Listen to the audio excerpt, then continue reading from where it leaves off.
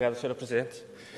Senhoras e senhores deputados, senhoras e senhores membros do Governo, o novo quadro comunitário 2014-2020, que está na base do Plano Operacional para os Açores, em análise nesta iniciativa de debate de urgência por iniciativa do CDS-PP, vai desenvolver-se num período crucial para o futuro imediato do nosso país e da nossa região em particular. As sombras sobre o nosso futuro coletivo, em particular sobre os trabalhadores, jovens e pensionistas, adensam-se. Afinal, a saída limpa não é mais do que a continuação das políticas que impuseram ao país um desemprego recorde, uma imigração só comparável à dimensão dos anos 60 do século passado, uma quebra de produção que nos fez retroceder 10 anos e um crescimento de pobreza e sofrimento nos lares como há muito não se via. A dívida, em nome da qual todo este flagelo se impôs ao país, nunca aumentou tanto, passando de cerca de 97% em 2011 para de 130% do PIB em 2014. Uma coisa é certa, para podermos pagar 8 mil milhões só de juros por ano ao setor financeiro por conta da dívida, o nosso crescimento económico a existir é anémico e, por consequência, a vida das pessoas vai continuar um calvário. A situação de emergência social que se vive, também na nossa região, acentuou-se mesmo durante a entrada dos fundos comunitários do programa 2007-2013. A entrada destes fundos não compensou as nefastas políticas austeritárias impostas pela União Europeia com efeitos na região. Este facto mostra de forma clara que se a União Europeia não mudar de políticas ou se da parte da República não existir um corte com estas políticas, a vida do povo português não vai alterar para melhor de forma significativa e, logicamente, também nos Açores.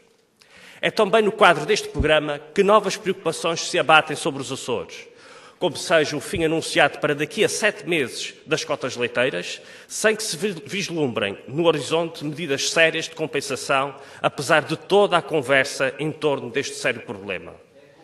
Este facto representa um apoio decidido da União Europeia às economias agrícolas mais poderosas da Europa, em desfavor das economias mais débeis.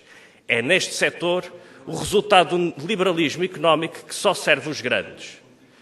Mas também sobre o setor das conservas pesam temores a confirmar-se o Tratado da União Europeia com a Tailândia e, da mesma forma, a concretizar-se neste período tão festejado acordo do comércio livre União Europeia-Estados Unidos, que, infelizmente, para o nosso país e para a nossa região, será, sem margem para dúvidas, um desastre.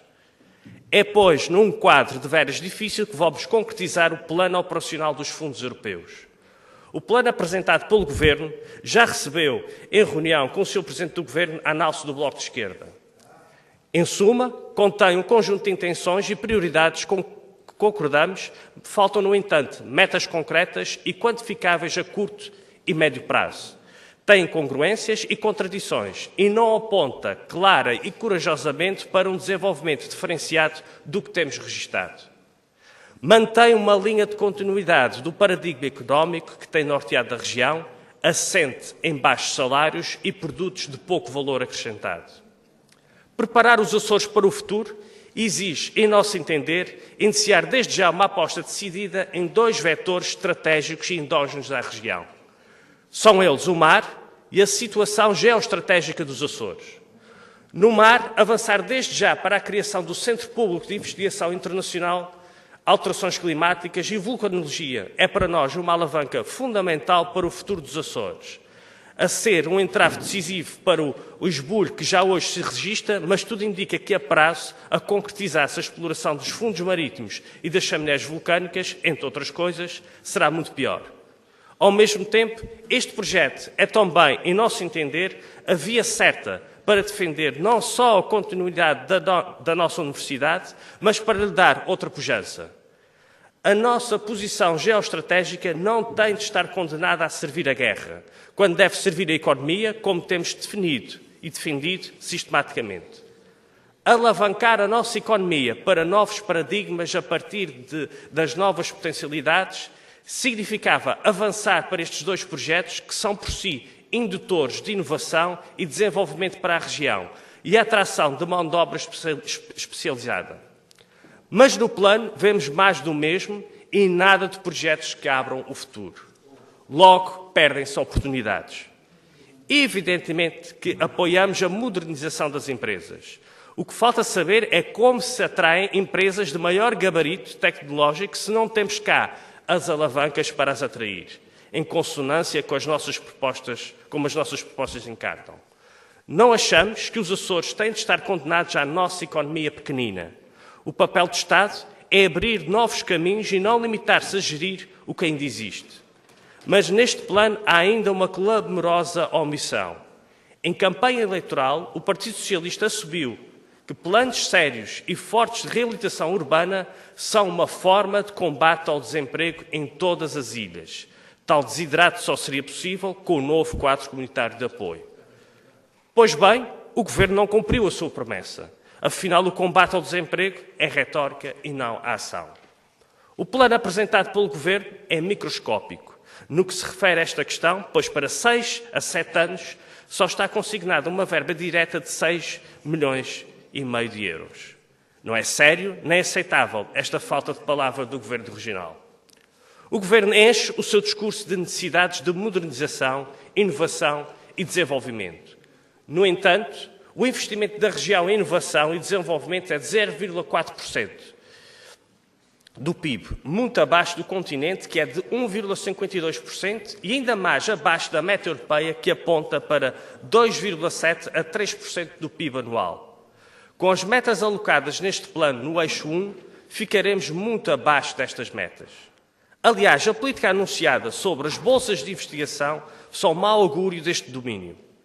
Em concreto, o Governo Regional assume que este aspecto é um importante constrangimento à nossa economia, mas depois fica tudo na mesma, tirando o discurso. É evidente que defendemos o reforço da competitividade das empresas da região, até porque a nossa economia está no marasmo.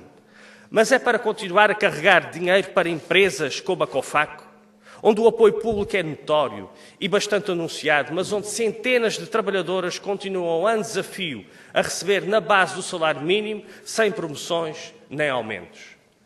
A formação profissional é para enganar todos.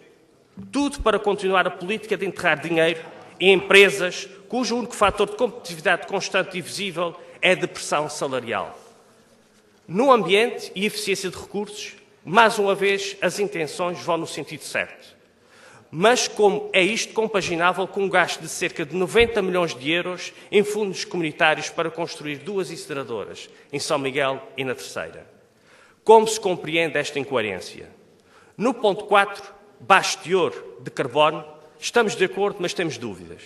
Vão servir estes fundos, ou parte deles, para fazer nascer empresas de fachada que instalam parques eólicos para vender energia à EDA? Não seria mais barato e mais eficaz ser a EDA a fazê-lo? Ou é para dotar alguém de uma renda sem qualquer risco? O Governo Regional assume a compra de 2 navios de grande porte, onde vai gastar mais de 80 milhões de euros. A necessidade destes 2 navios não são explicados cabalmente pelo Governo, tanto mais que aumenta o número de vozes entendidas a questioná-lo. Estamos perante uma nova história, tipo Atlântida, que foi sempre uma história mal contada.